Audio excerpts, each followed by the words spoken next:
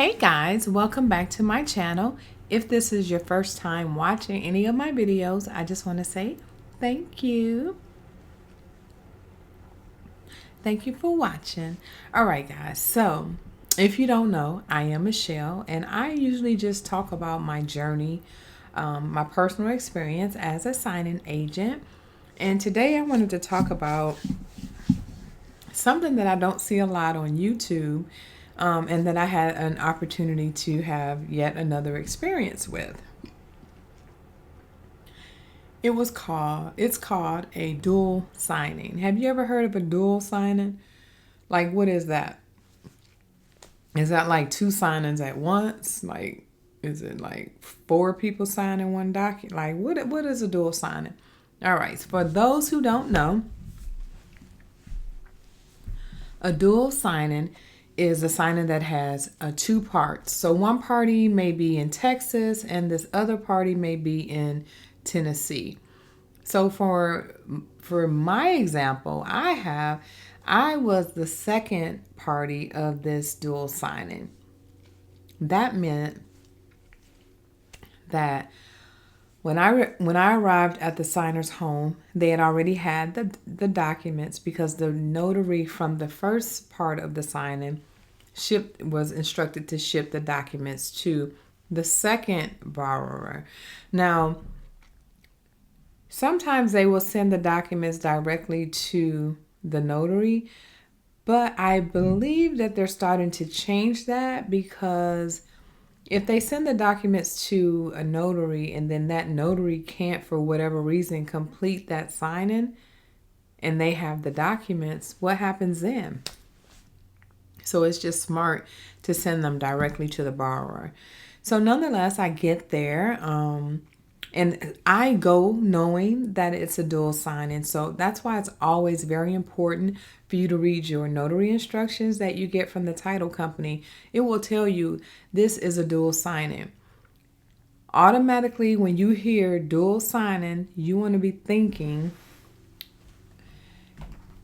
jurats and acknowledgments. See, I keep this in my notary bag. I just had it out because I knew that I was going to show you this, but I definitely keep this in my bag because it has jurats. This is a jurat, and then it has my all-purpose acknowledgments in it. And I just print these directly from the National Notary Association because I have a membership. So I can print these forms for free. You can buy them already. I think when I first became a notary, I bought a whole book of these for like $10 or something. I don't know, but I like the bigger ones, the one that's the letter size. That'll be about the same size as the paper. So you can use the short ones, but I just prefer this. I think it looks better and it fits in with the paperwork better. But nonetheless, you have to keep these in your notary bag, because you'll never know when you'll need them. And if you don't read your notary instructions and then you show up at this signing and it's a dual signing and you're that second party, you're going to need these acknowledgments. Why? Well, the first notary has already done their work, so they have allowed that first signer to sign their name, and where they need to notarize all the doc pages that they need to notarize, they have crossed your name out on that line,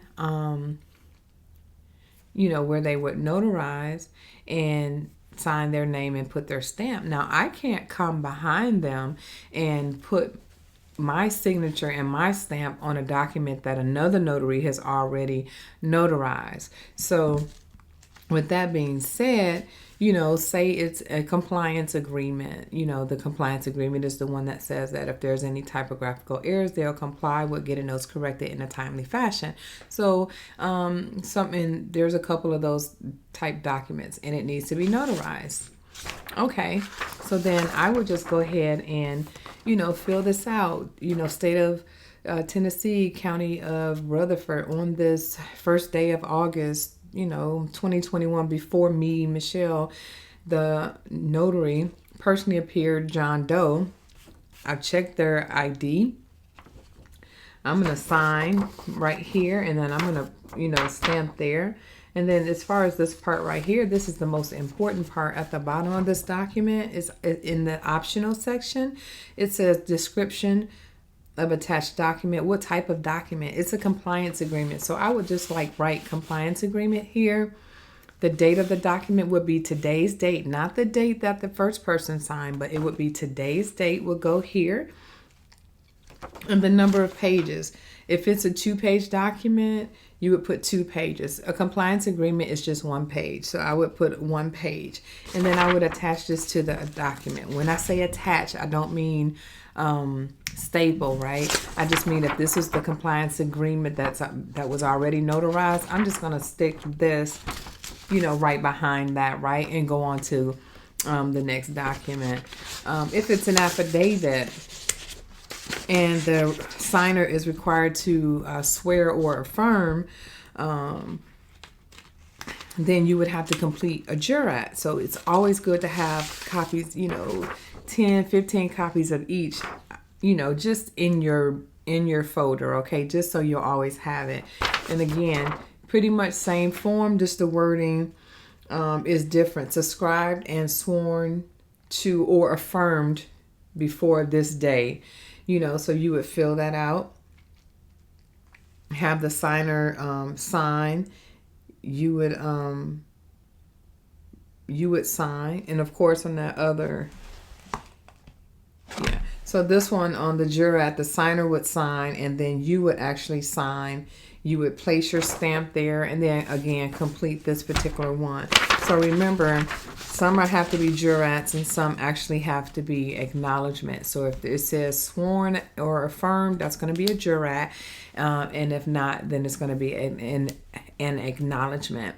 And so just be careful when you're doing dual sign-ins, because you don't want to miss, you do not want to miss putting your separate acknowledgments in there, because they will create a service request or something, and you'll have to, send that in, send in the acknowledgement or the jurat in to complete, so that they can file, close that file or fund that loan.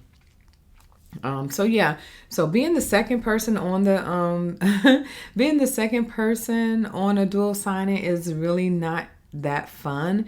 Again, because you have to manually complete these APAs or jurats, and and attach them to the documents. But at least half of it's done.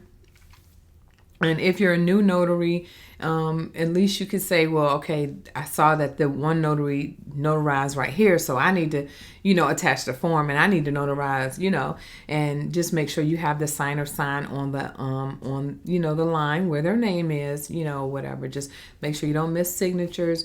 Make sure they date on the day that they're signing, not the day that the other person signed. Make sure you get all the initials. If they have a middle name, make sure you're using 3 initials. General, just regular signing stuff. But you just wanted to kind of double check when it's a dual signing, because you don't want to have to do it over again. Well, you don't want to do any of your signings over again. But the dual signing, I just found a little tricky. I had one on the day, and it just took a little bit longer because I had to fill out all these jurats. And the one thing about it is, if the packet had come to me, I could have already had that information completed. I would have known how many APAs or how many jurats I needed to actually complete it. But because I didn't, I just made sure I made extra copies and put them in my folder. I was well prepared. I had enough, and I replenished what I used, and I put it back in my folder, in the happy-go-lucky folder, and it's going right back in my bag right now. So I have a signing tomorrow, and I want to make sure I have it. So anyway, dual signings, they can be tricky. Just be patient. Take your time. Make sure you have your acknowledgments. Make sure you have your jurats. Make sure you're reading the document and making sure you know which one you need to add. Is it a jurat or is it a acknowledgement? Okay. All right, guys. Well, have a great, great day. And thank you for watching. What God has for you is for you. Bye.